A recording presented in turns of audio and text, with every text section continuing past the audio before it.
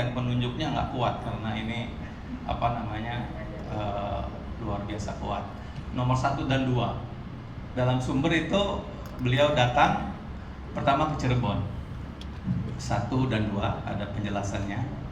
Kemudian untuk tahun ini juga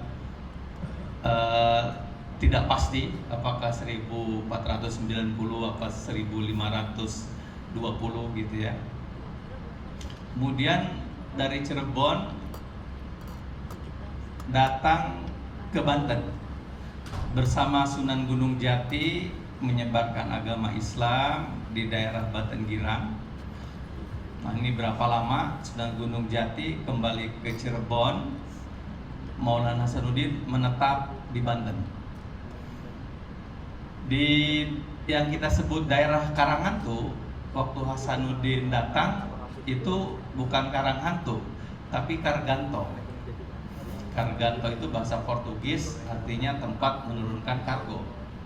Dan Hasanuddin di situ membangun masjid di Karganto itu.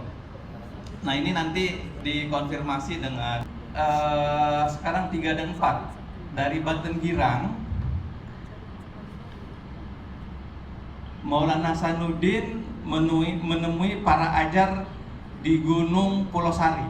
Kalau dulu disebutnya kalau nggak salah Gunung Lancar ya, Gunung Lancar. Makanya banyak folklore ini tentang apa namanya ini ya.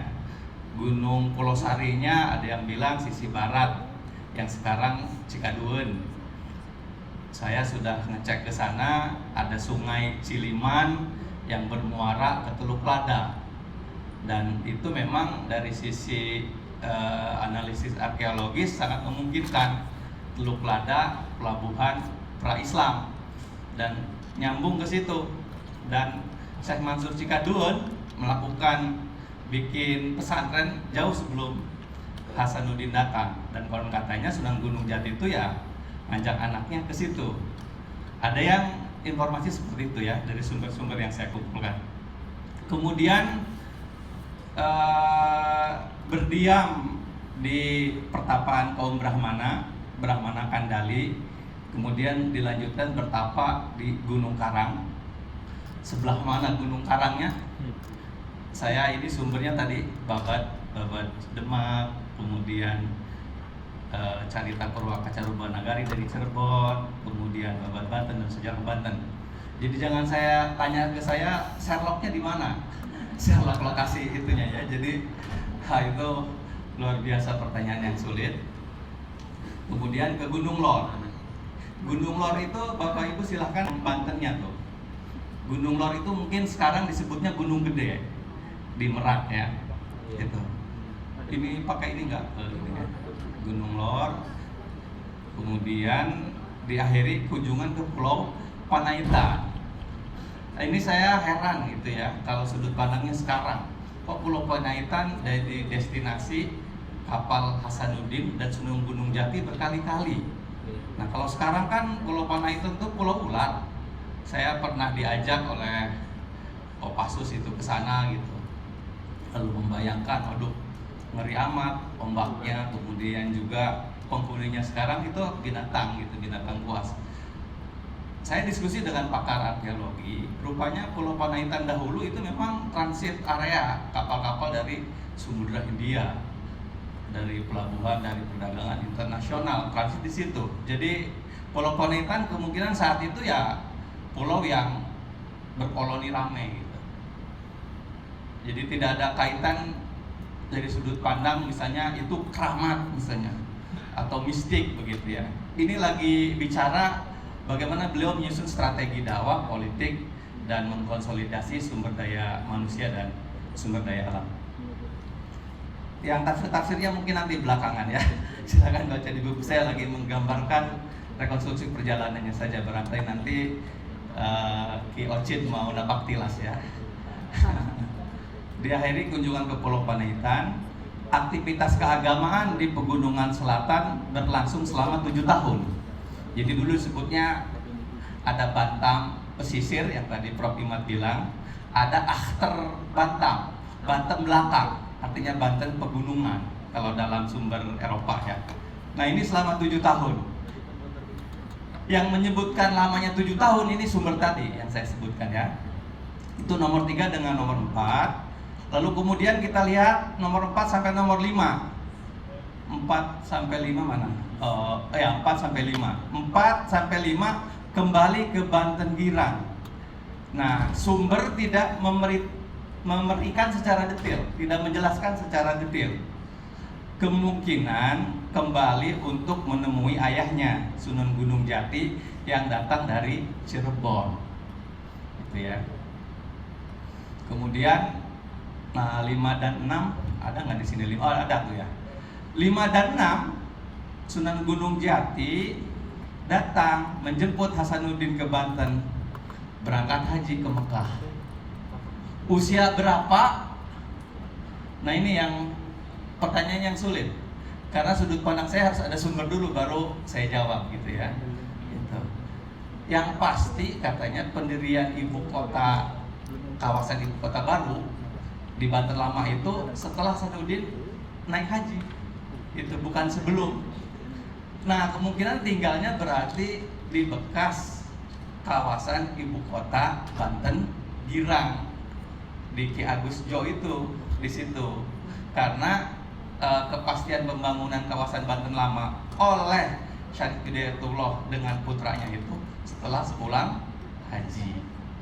Nah ini ada legitimasi ininya, apa sih namanya, spiritualnya ya di situ ya, legitimasi agamanya. Next, berikutnya. Nah ini ya, singkat cerita, tadi saya ini lagi nyusun tim dan sudah bekerja 1-2 orang sejak 3 bulan mengumpulkan data di Arab Saudi. Dan kalau sponsorshipnya lancar, rencana ke Yaman, mengumpulkan rekonstruksi data karya alim ulama yang barangkali di situ ada karya-karya ulama masa Sunan Gunung Jati.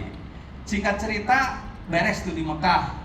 Dengan siapa, bagaimana, apa kegiatannya, berapa lama, nggak bisa saya jawab. Saya belum dapat data dari 6 perpustakaan di Arab Saudi. Sudah saya coba kumpulkan di Riyadh 4 itu, di Jeddah, di Mekah, As-Saulatiyah belum terbuka. Mungkin nanti Ki Hamdan Sohi bantu saya membukakan itu. Pulang tuh kan, kapal apa, transit di mana saja, kemudian apakah ada kapal wakaf, apakah embarkasi haji atau apa, saya tidak bisa menjawab. Pokoknya sumber yang Pak tadi bicara beliau pulang dari Mekah, sebelum ke Banten transit di Minangkabau, bertemu sama Raja Minangkabau, dikasih keris namanya Mundara. Itu makanya beberapa perguruan paguron gitu ya, termasuk kesatriaan tentara itu pakai keris Mundarang sebagai lambang ininya. Apakah beliau di sana juga dikasih calon istri gitu ya? Kemudian bagaimana?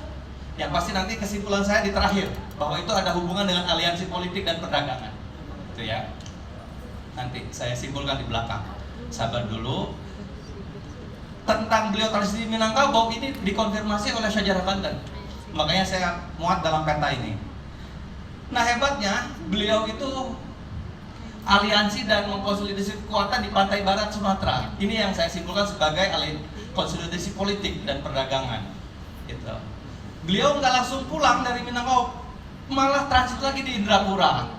Akhirnya beliau dikasih katanya seorang putri namanya Ratu Ambar kan, melahirkan putra, dan katanya putranya itu Maulana Yusuf katanya ya. Itu nantilah di tempat urusan siapa putra dari Ratu Ambar itu.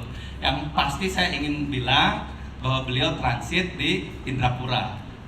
Itu nggak langsung pulang juga, malah transit lagi di Raja Bengkulu, transit lagi di Selebar, dan nggak langsung pulang, malah konsolidasi kekuatan di Lampung. Makanya saya bilang beliau itu politisi ulung, powerful, hebat. Kenapa? Ini lagi mengkonsolidasi kekuatan, tidak sekedar misalnya capek di kapal, udah minggir dulu mabok laut nih, misalnya enggak. Ini ada, nanti saya simpulkan di belakang ada.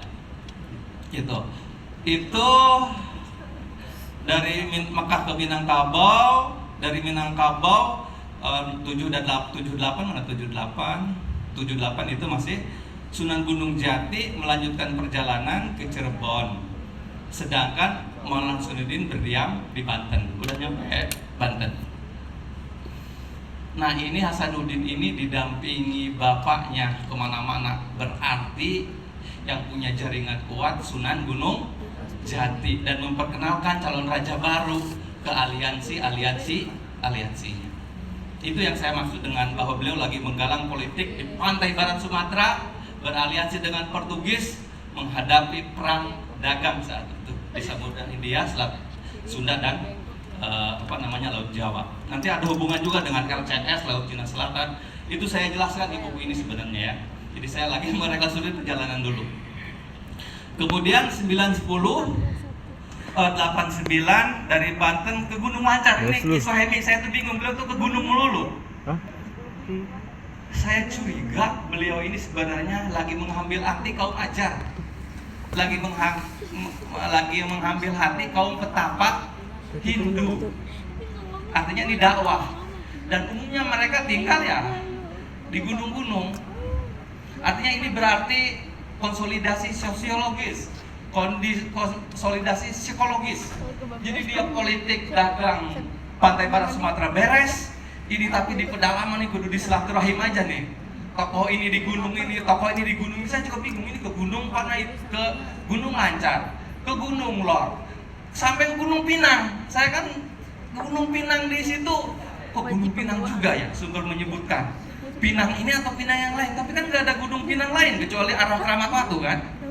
Itu jangan-jangan beliau itu memang sedang tadi mendialogkan, ini loh kita punya misi baru, yuk kita bareng-bareng begitu, seperti itu. Nomor 9 ke 10 dari Gunung Lancar ke Banten Girang. Nah, penaklukan Banten Girang melanjutkan pendalaman Islam kepada para pengikutnya. Makanya beliau Maulana ya, gitu. Berapa lama di Banten Girang? Artinya menempati kawasan bekas ibu kota kerajaan Banten Girang. Yang tadi disebut oleh Pak Mustaqim, sebenarnya dulu Banten Lama itu Banten Girang. Karena Banten Lama dibangun, akhirnya Banten Girang disebut Banten Lama. Nah, Banten Lama yang sekarang karena Serang dibangun oleh pemerintahannya setelah Dendles, maka yang Banten Lama Kasemen itu disebutnya Banten Lama karena ada Serang. Ya mungkin sekarang Banten Lamanya di Serang karena ada KP3B. Next, lanjut. Meminta Hasanuddin kembali ke Cirebon untuk dijodohkan dengan putri Sultan Demak. Saat itu Hasanuddin berusia 27 tahun. Makanya ada nama Ratu Ayu Kirana, ya kan? Itu pernikahannya di Cirebon. Ini kata sumber ya, dari 4 itu, ayat Babat Demak, ada sumber Cirebon, sejarah Banten, dan Babat Banten. Kemudian 11 sampai 12, oh ini ya, dari Cirebon ke Demak, Hasanuddin melangsungkan pernikahan dan berdiam selama 4 bulan di Demak. Artinya bulan madunya di Demak. Saya akhir tahun keliling di Demak, barangkali menemukan tempat pernikahannya Hasanuddin, nggak ketemu. Apa sudah ada abrasi di situ ya, sudah kemakan zaman. Kemudian 12 sampai 13 dari Demak ke Cirebon, Hasanuddin mendapatkan gelar Panembahan Surosowan di Cirebon. Disaksikan para wali untuk menjadi penguasa di Banten. Para wali merestui. Saya diajak pemandu wisata di Cirebon, nih Kang, ngiri keke, musyawarah para wali di belakang keraton tua tuh. Wih, nggih tah. Saya bilang ngelihat batas segala macam, memang itu banget itu. Apa namanya?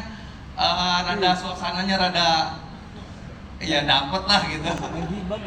Gitu ya, ini nih. Penambahan suara-suara itu para wali untuk menjadi penguasa di Banten. Selanjutnya 13-14 ini dari Cirebon ke Banten, bersama berdiam di Banten. Berarti sudah bawa istri Demak ya. Melanjutkan dakwahnya, kemudian dilantik menjadi penguasa Banten di atas Watu Gigilang. Berarti kalau